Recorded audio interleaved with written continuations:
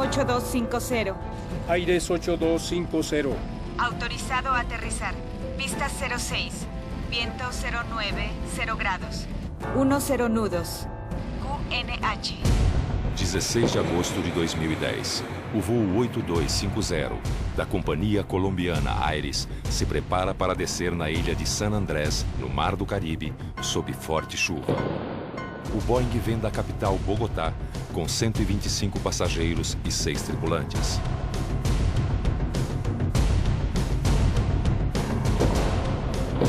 O voo de 1h30 está a poucos segundos do pouso.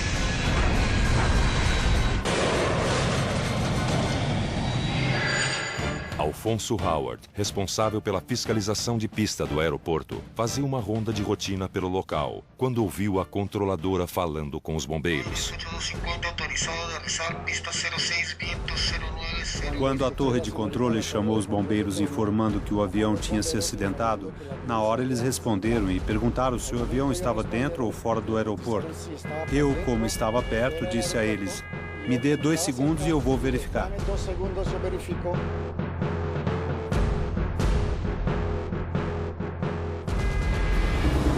Por volta de 1h55 da manhã, recebi uma ligação da torre de controle de San Andrés. O coronel Javier Lozada estava em Bogotá quando foi convocado para assumir a investigação. As primeiras informações falavam de uma possível queda do avião no mar.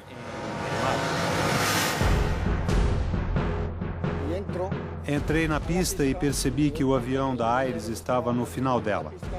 Avisei aos bombeiros para que procedessem imediatamente no final da pista, pois o avião se encontrava dentro do aeroporto.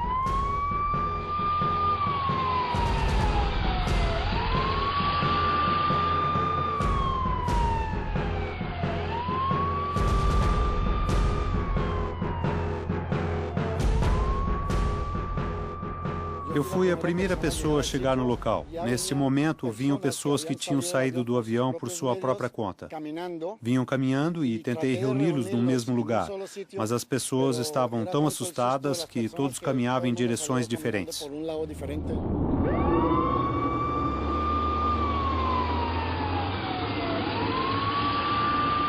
Logo depois chegou o socorro, as ambulâncias. Entraram também os taxistas e trouxeram as pessoas aqui no hospital. E também levaram para as diversas partes do aeroporto. O número insuficiente de ambulâncias faz com que os taxistas do aeroporto entrem na pista para ajudar no resgate.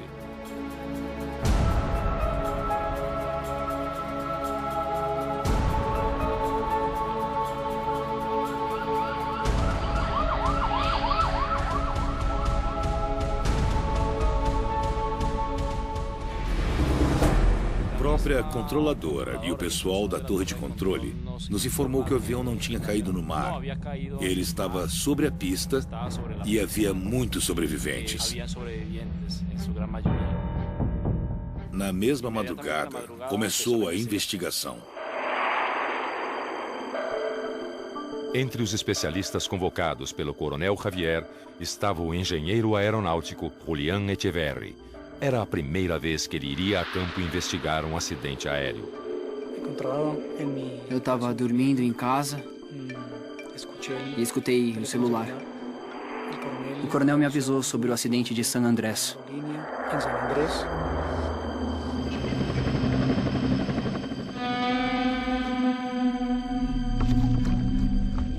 Ele me passou uns procedimentos a seguir, uma série de verificações dos fatos iniciais para levar ao local. Iniciei os contatos depois das 5h30 da manhã, quando tomei conhecimento devido à mensagem recebida no meu celular. O coronel Guillermo Alfonso, da Aeronáutica Civil de Bogotá, também integrava a comissão de investigação do caso Aires 8250. Desde o momento em que ocorreu o acidente, não tínhamos conhecimento do lugar e das condições do acidente, nem do estado da aeronave. Mas fomos informados de que, afortunadamente, 99% dos passageiros e da tripulação tinham sobrevivido.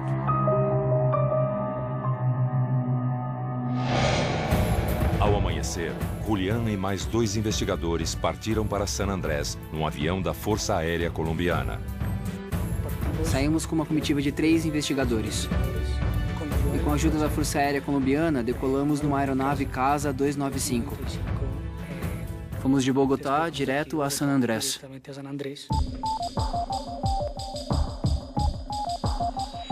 Na mesma madrugada, jornalistas ficam sabendo do acidente. Em Caracol, ficamos sabendo do acidente da Aires pelo rádio, pelas informações que as emissoras locais enviam para o continente. Assim que identificamos o local do acidente, começou todo um grupo logístico e jornalístico para tentar chegar na ilha, a qual estava com a pista interditada. Além da pista interditada, o mau tempo impedia a descida das aeronaves. Nem mesmo a equipe de investigação conseguia autorização para aterrissar. Conseguimos fazer uma série de tomadas aéreas, de fotografias aéreas do local. De cima era possível ver a nave completamente destruída. Estava dividida em 3 partes.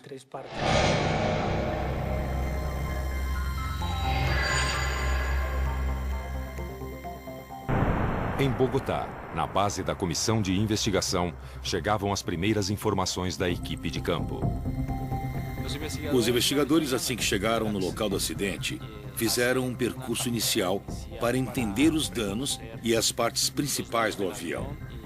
Fizeram um registro fotográfico. Próximo à cabeceira da pista, ficaram os trens de pouso. Foram as primeiras partes da aeronave que se desprenderam da estrutura do avião. Os 2 motores se separaram, por ambos os lados. Comecei a ver malas e roupas. E uma coisa muito curiosa quando estava fazendo o meu registro fotográfico do trem de pouso esquerdo. Eu lembro que achei uma Bíblia e ela estava aberta. De imediato chamei os meus colegas investigadores e falei: "Olha, achei uma Bíblia." Foi para mim um indício mágico de que poderia ter sido muito mais catastrófico. Nas primeiras horas do dia seguinte, o repórter Juan Pardo finalmente chegava ao local do acidente. Chegamos em um avião privado ao local. Montamos uma equipe especial de transmissão e nessas condições utilizamos, por assim dizer, uma parte da pista.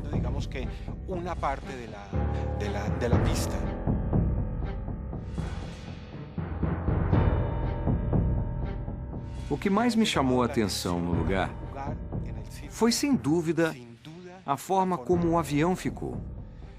Eu nunca tinha visto um avião dividido em 3 partes e que 99% dos seus ocupantes sobreviveram.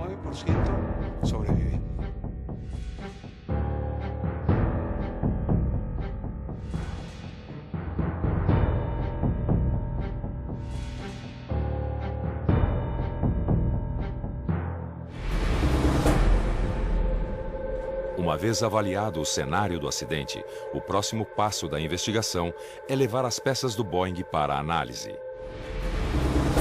Foram encontrados todos os componentes da aeronave, que iriam ser analisados durante a investigação.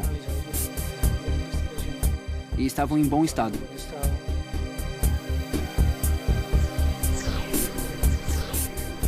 Os registradores foram encontrados facilmente nos seus respectivos compartimentos. Ficaram em custódia dos investigadores e foram enviados 7 dias depois aos laboratórios da NTSB na cidade de Washington, Estados Unidos.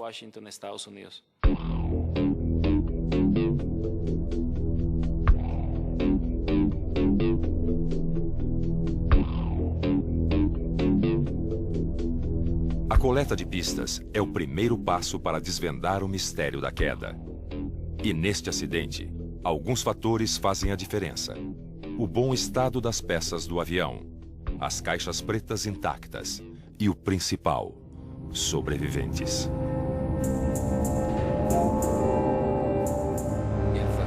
O fato da tripulação não ter falecido no acidente Para nós e para qualquer investigação de um acidente aéreo, é muito importante no sentido de que possam nos dar toda a informação antes, durante e depois do impacto.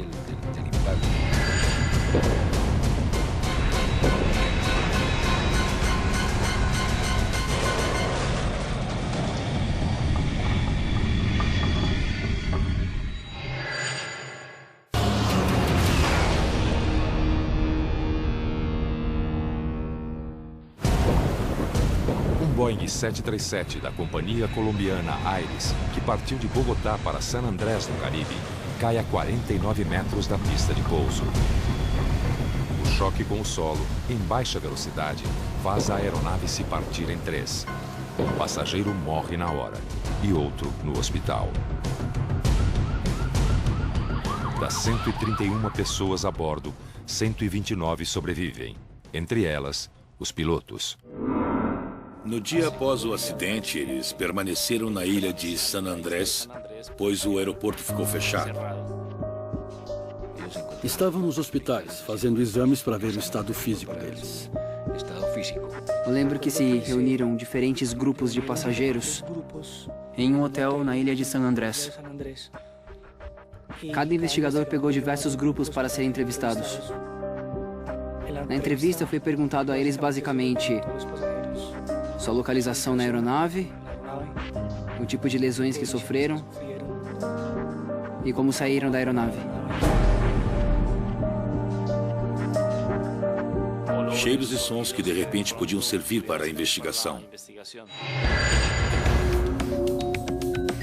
Em Bogotá, a equipe de base faz o raio-x do voo 8250.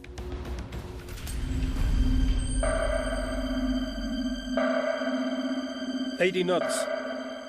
Check. O voo 8250 sai de Bogotá com destino à ilha de San Andrés à 00:07. Rotate. A aeronave é um Boeing 737-700, fabricado em 2003 e com pouco mais de 23 mil horas de voo. A aeronave não tinha nenhuma manutenção pendente, não tinha nenhum problema técnico que pudesse ter afetado a segurança do voo. No comando da aeronave, com mais de 7 mil horas de voo, o piloto Wilson Gutierrez, de 43 anos. O copiloto, Camilo Pinheiros, tinha 25 anos e 190 horas de voo. O piloto tinha muita experiência em aviões turbohélice, aproximadamente 7.600 horas. E tinha sido checado no Boeing 737 fazia 9 meses. No momento do acidente, tinha 343 horas de voo. Uma experiência não muito aceitável, no sentido da capacidade de operar aquele equipamento, já que tinha sido treinado e capacitado em turbohélices.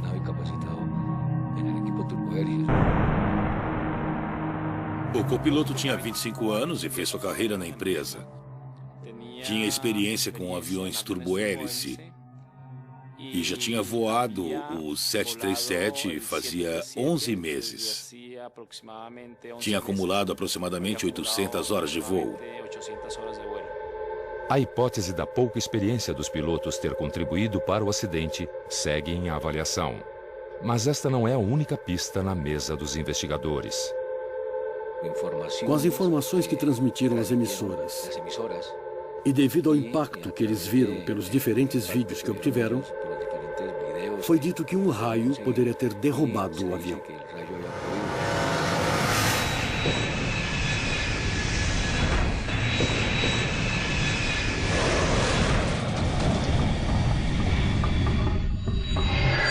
Tinha uma fábrica muito perto da pista, que tinha uma câmera de vigilância. Fomos então observá-la e, surpreendentemente, ela estava direcionada não somente para a sua sede, mas também em direção à pista. E foi por isso que pudemos observar que, de fato, tinham ocorrido alguns raios nesse lugar. Normalmente, quando um passageiro está na cabine e o tempo está ruim na rota, eles veem pelas janelas os clarões dos raios. Então, ao ouvi-los, acharam que tinha sido possivelmente um raio. Todos afirmaram que havia trovões e muita chuva. A versão do raio ganha força. Um raio caiu inicialmente. E depois de 2 ou talvez mais, uns 6 segundos, caiu um segundo raio. Por isso que a hipótese inicial foi de que um dos raios teria sido o responsável pelo acidente do avião da Aires.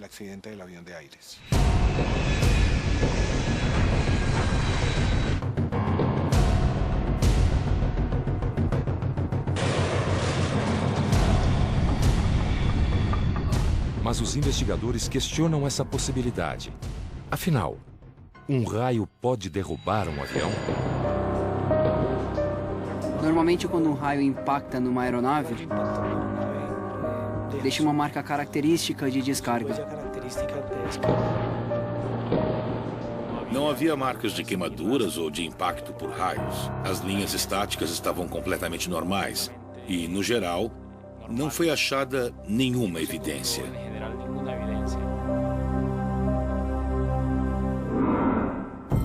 Sem evidências e rastros típicos de raios na fuselagem do avião, esta hipótese é descartada. Depois se falou de uma cortante de vento. O wind shear, ou cortante de vento, como seu nome indica, é um aumento repentino da intensidade do vento. O wind shear pode ser tanto horizontal quanto vertical. Aires 8250. Aires 8250. No momento em que aconteceu o acidente, existia uma célula de tormenta localizada a oeste do aeroporto. Mas essa formação tormentosa não esteve sobre a estação do aeroporto, mas sim localizada levemente à sua esquerda.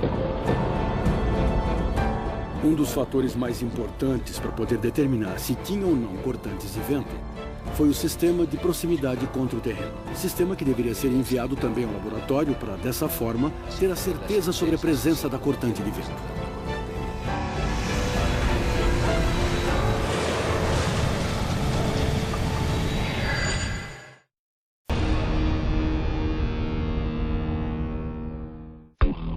Os equipamentos eletrônicos e as caixas pretas do Boeing 737-700 seguem em análise nos laboratórios da agência americana NTSB.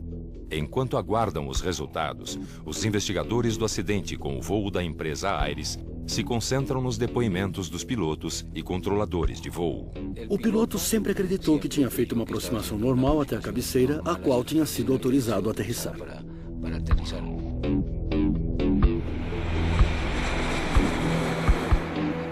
Aires 8250. Autorizado a aterrissar.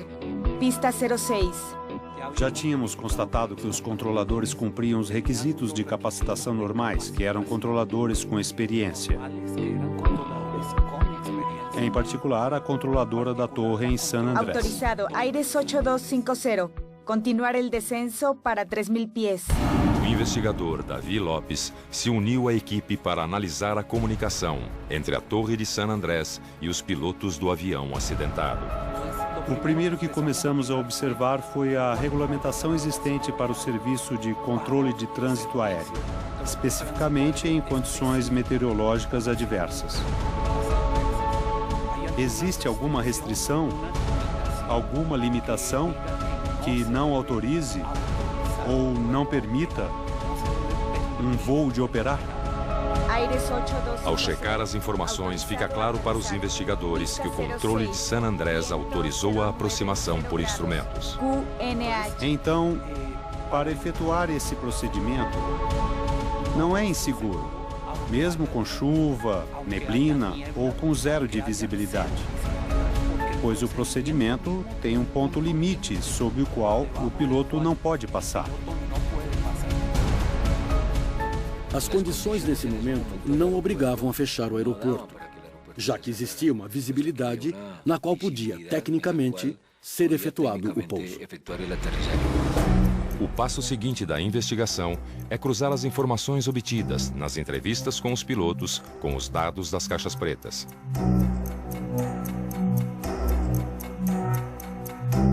E a análise dos gravadores de dados e de voz do Aires fica pronta uma semana após o acidente. Assim que começaram a chegar as informações do CVR e do Flight Data Recorder, 5 dias depois do investigador ter iniciado o processo de decifrar os componentes, começamos a entender melhor e a visualizar como teria ocorrido o acidente. À 1h da manhã, o comandante e o copiloto começam o briefing de aproximação. Ok. El procedimiento es Vol Zulu para a pista 06. Em seguida, pedem autorização à Torre do Panamá para iniciar o procedimento de descida. Panamá Control, Aires 8250. 17 minutos antes do acidente, o controlador da Torre Panamá autoriza a continuar a descida para 20 mil pés. Nesse momento, passa a frequência para San Andrés, que em seguida autoriza a descida para 3 mil pés e aproximação para a pista 06. Aires 8250. Prossiga 8250. Descenso para 3.000 pés. As condições que foram reportadas à aeronave eram boas quando manteve o contato inicial com a estação, no sentido em que não havia precipitação sobre o aeroporto. A visibilidade horizontal estava boa. Porém, se avistavam relâmpagos e dava para ouvir trovões. Foi essa a informação que o capitão recebeu naquele momento, que tinha uma tormenta sobre a estação. A visibilidade era maior a 10 quilômetros, 15 minutos antes do voo aterrissar, umas 60 milhas antes. Aires 8250, autorizado a aterrissar. Quando o voo estava iniciando a aproximação, começou uma garoa sobre o aeroporto. 10 nudos QNH 2987. Assim que o voo entrou na trajetória final em direção à pista, a chuva tinha evoluído de uma garoa para uma precipitação mais forte. Lluvia fuerte sobre a estação. Visibilidade reduzida. 5 quilômetros. Depois, a controladora deu um informe adicional quando o piloto estava já na metade do procedimento de aproximação final. Flaps 30 grados, confirmando aterrissagem. Ela deu a informação de que a visibilidade era de 4.000 metros e que a chuva estava ainda mais forte. Visibilidade reduzida, 4 quilômetros. Pista encharcada. Vientos 040 grados. 8 nudos. Recibido, pista encharcada, viento 040 grados, 8 nudos. Nesse momento, a controladora informou na entrevista que ela já tinha avistado o avião. Então ela perguntou ao piloto se tinha o campo à vista. O piloto respondeu inicialmente que não, mas em seguida disse que agora sim, já tinha o aeroporto à vista. All set for landing e estamos autorizados.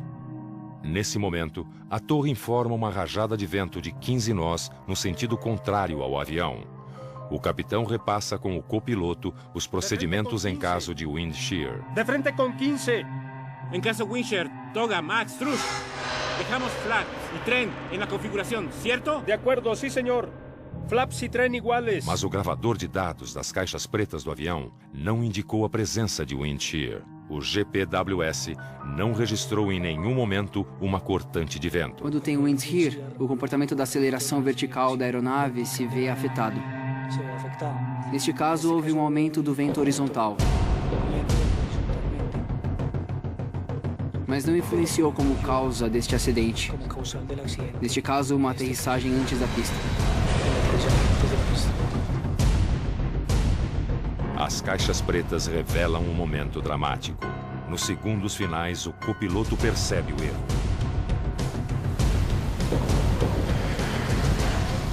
Ojo, capitão! Capitão Tudria! Arriba! Arriba!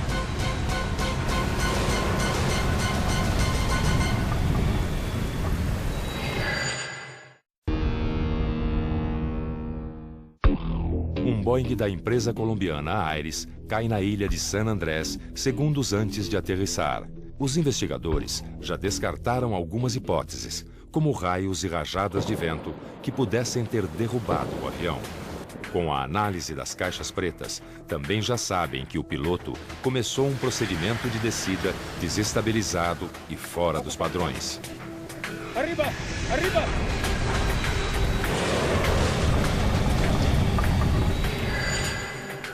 E para entender por que isso aconteceu, realizam simulações do voo 8250. Nos Estados Unidos, nos laboratórios, foi feita uma simulação de voo. Após isso, aqui na Colômbia, fizemos outra e pudemos comprovar, determinar que, efetivamente, ele fez a aproximação abaixo do ângulo de descida. 50, 40, 30,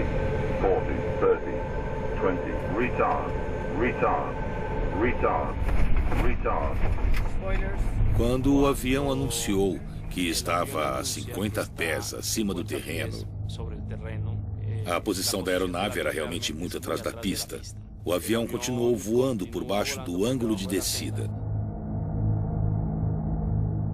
Deu anúncios de 40 pés, logo de 20 pés e, finalmente, impactou o terreno 49 metros antes da pista. A análise da caixa preta também nos mostrou que nos 7 minutos prévios ao pouso, o piloto desligou o piloto automático e iniciou um procedimento manual. A análise dos dados mostra que o comandante descumpriu uma recomendação do fabricante do avião ao desligar o piloto automático antes da aproximação final. Este modo de navegação faz com que o piloto tenha uma carga de trabalho maior. A Boeing recomenda que o piloto tenha menos cargas de trabalho e que o perfil de aproximação seja mais eficiente. Ele deveria ter utilizado os recursos de cabine no sentido de usar os procedimentos automáticos, para assim ter um menor esforço e concentrar-se mais na sua aproximação.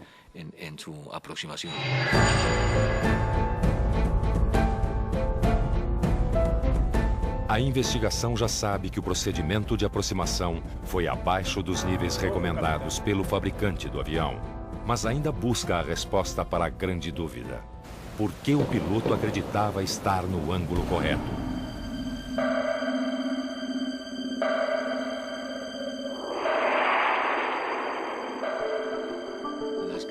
As características do aeroporto de San Andrés, por se localizar numa ilha e, sobretudo à noite, normalmente com toda a iluminação que existe, há contrastes que puderam fazer com que o piloto tivesse uma visão diferente da que deveria ter visto na sua aproximação final.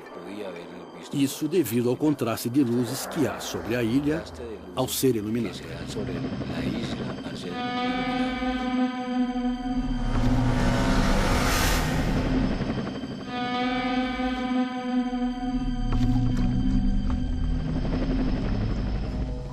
Os componentes e os elementos técnicos que o piloto deve analisar e observar são os instrumentos que lhes são dados para poder ver a aproximação. No caso, existem as luzes PAP, por exemplo, que são um auxílio que eles têm para poder analisar o ângulo de descida que estavam utilizando, para se aproximar da cabeceira que a torre de controle lhes autorizou.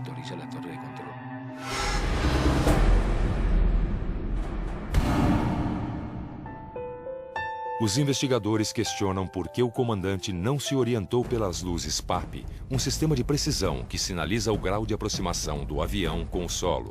Essa foi a pergunta que surgiu durante a investigação. Por que o piloto estava tão baixo se nesse momento ele poderia ter visto as 4 luzes vermelhas? Por que ele continuou sua aproximação ou por que ele não a corrigiu? As luzes PAP ficam na lateral da pista e servem como referência visual ao piloto.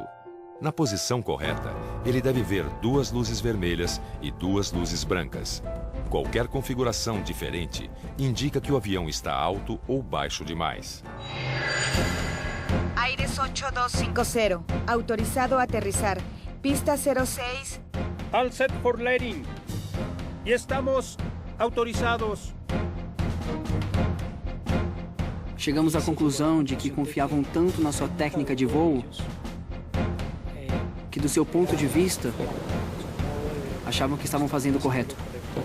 Mau tempo, visibilidade ruim, falta de referências visuais no entorno da ilha, procedimentos de descida contrários às exigências do fabricante do avião. Afinal, o que levou o piloto do Aires 8250 a aterrissar fora da pista. As condições que foram levantadas pelas simulações e as já conhecidas condições meteorológicas de San Andrés, o fato de ter sido uma aproximação noturna com chuva, com pouquíssimas referências visuais, fizeram com que o efeito do buraco negro pudesse estar presente neste acidente. Capi, podría. Arriba, arriba.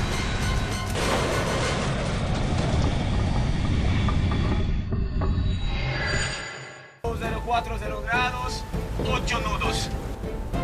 En caso de wind shear, Toga Max Truss, dejamos flaps y tren en la configuración.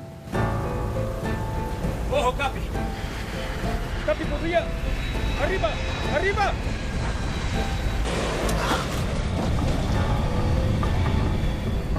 Os investigadores do acidente com o Aires 8250 ainda procuram uma resposta para a queda do avião. Após analisar todos os dados e registros do voo, surge uma hipótese mais forte. A informação que obtivemos nos gravadores de dados e de voz foi de que sempre esteve abaixo do ângulo de descida. Isso pode ter sido causado pela visão que ele tinha nesse momento durante sua aproximação da pista. O comandante fez uma aproximação em uma altitude abaixo da recomendada. E os investigadores desconfiam que a causa foi um fenômeno visual chamado buraco negro. Podemos dizer que esse buraco negro, que em medicina chamamos de ponto cego, é um ponto no qual o nervo óptico conecta a retina com o cérebro em uma parte que é uma lâmina visual.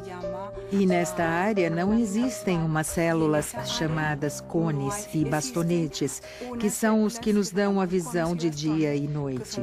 Ali não existem. Então esses dois pontos de cada olho são totalmente cegos. Patrícia Barrientos, médica da Aeronáutica Civil Colombiana, foi chamada para colaborar na investigação e avaliar se o erro poderia ter acontecido por uma ilusão visual. A parte do fator humano é composta por psicólogos, médicos, mas também entram as pessoas da mesma equipe de trabalho de investigação do acidente, que são os pilotos, as pessoas que têm ao seu cargo a tarefa da investigação do acidente. No seu modo de ver, eles estavam fazendo certo. E o buraco negro, a ilusão que tiveram na cabine,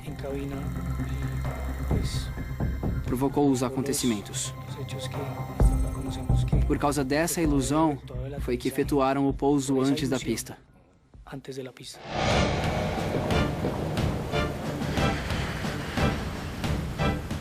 Faltando apenas um segundo para a aterrissagem, o copiloto lhe avisa que arremeta a aeronave. Ele falou para o comandante: "Comandante, suba a aeronave." Ojo, Capi! Capi, podría! Arriba! Arriba! Isso quer dizer que ele percebeu que estavam sobre o terreno e que haveria o impacto. Apesar do copiloto ter alertado o comandante nos últimos segundos do voo, ele confirmou que teve uma alteração na visão durante a etapa de aterrissagem. Nas entrevistas, o copiloto foi quem reportou a visão embaçada e que por um instante ele perdeu a pista. Por outro lado, o comandante, quem levava os controles, quem estava no lado esquerdo, ele disse que não sentiu absolutamente nada.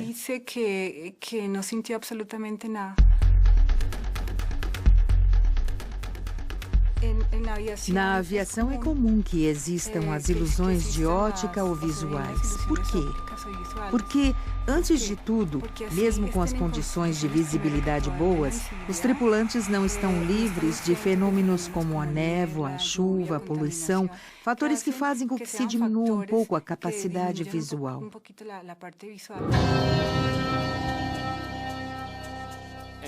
Em San Andrés se apresentaram características que acontecem em condições de buracos negros, que são a pouca iluminação, as escassas referências visuais, o voo noturno e uma aproximação em condições de meteorologia adversa. O relatório final da investigação aponta como causa principal do acidente o erro de avaliação da tripulação, que acreditava estar numa altitude maior do que a real. É o fenômeno buraco negro, agravado pela chuva forte que reduzia a visibilidade na pista. A conclusão determinante a que se chegou com todos os investigadores foi de que tinha sido mediante um buraco negro que o acidente tinha acontecido. O relatório também aponta como fatores contribuintes a atitude do comandante de não avaliar os riscos causados pelo mau tempo. Ele poderia ter desviado de San Andrés e optar pelo retorno a Bogotá ou pela aterrissagem em outro aeroporto da região. Certamente essas hipóteses foram investigadas pelos organismos pertinentes. Mas para estabelecer que o acidente se produziu apenas pela falta de uma aproximação adequada, tendo nesses momentos tantas ajudas tecnológicas no avião, é uma resposta ambígua. Aires 8250, autorizado a aterrizar. Pista 06. All set for landing y estamos autorizados. Uma tragédia a 49 metros da pista de pouso. O que poderia ter sido feito para que o desfecho do voo Aires 8250 tivesse um final diferente?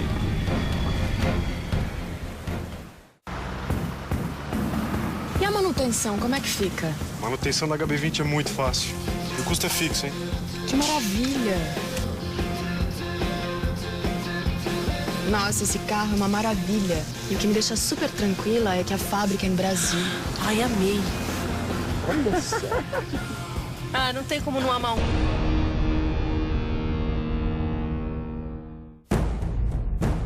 Aires 8250, autorizado a aterrizar. Pista 06. Visibilidad reducida 4 kilómetros. Capi, podría. ¡Arriba! ¡Arriba!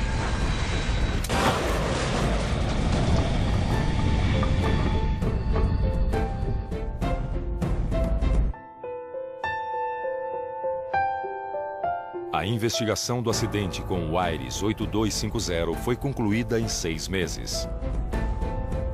A imagem do avião partido em 3 impressionou o mundo.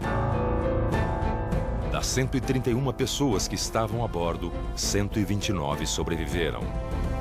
O acidente é explicado por uma ilusão óptica sofrida pelo piloto, o fenômeno buraco negro.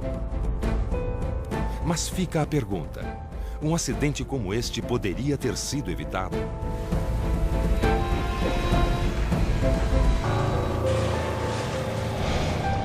Possivelmente sim, mas é difícil dizer quando.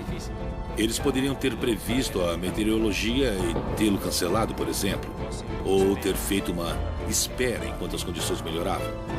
A tripulação poderia ter empregado mecanismos ou recursos adicionais aos que utilizaram. Poderiam ter arremetido, subido de novo e ido atrás de um outro aeroporto.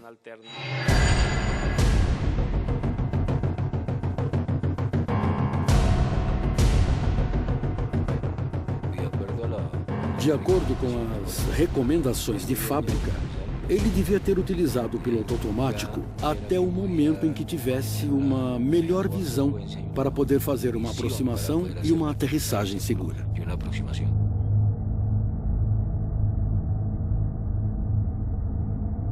Poderia ter sido evitado uma gestão de recursos de cabine por parte da tripulação, no sentido de quais decisões tomar e quais não. Esta ilusão de ótica não se evita, mas se pode controlar. Capi, podría. ¡Arriba! ¡Arriba! Antes de tudo, o tripulante deve saber que existem limitações, que temos limitações humanas para desempenhar um trabalho. Somos propensos a ilusões de ótica, sobretudo em determinadas condições. Como pode ser evitado? Confiar muito nos seus instrumentos, confiar no que eles dizem. Porque a tecnologia está muito avançada e sua ergonomia foi precisamente adaptada à fisiologia humana. All set for landing y estamos autorizados. Flap 30 grados.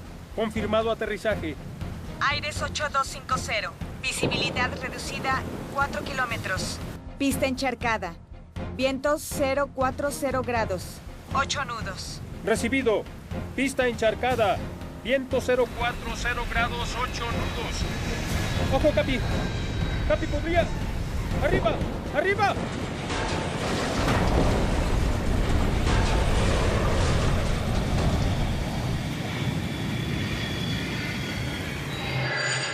O relatório da Comissão de Investigação define a lista de recomendações aos envolvidos. As mais de 20 destinadas à Companhia Aires se referem à revisão e reforço nos programas de treinamento da tripulação. O fortalecimento do treinamento acerca do entendimento das ilusões visuais e dos mecanismos para preveni-las e de como reagir.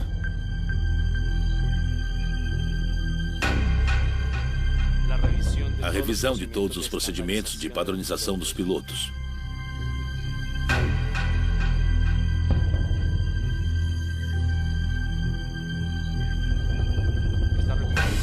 Estas recomendações estavam relacionadas com o treinamento das tripulações, da empresa e, especificamente, no que tinha a ver com a transição dos pilotos que tinham voado de turbohélice para jatos.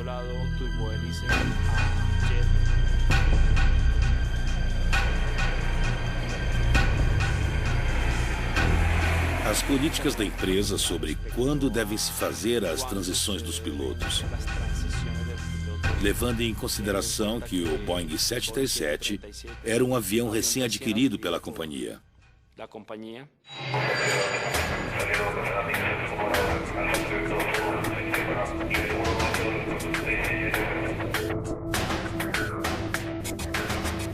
O aeroporto de San Andrés também mudou alguns procedimentos depois do acidente.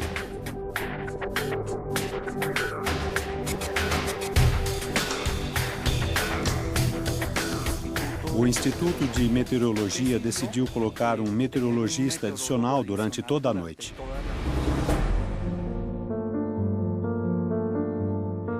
O aprendizado que ficou para a Aeronáutica Civil foi acerca das auditorias que devem ser feitas nas empresas com a finalidade de poder reforçar seu treinamento para os pilotos, assim como sua formação, para que dessa forma acidentes como este não ocorram novamente.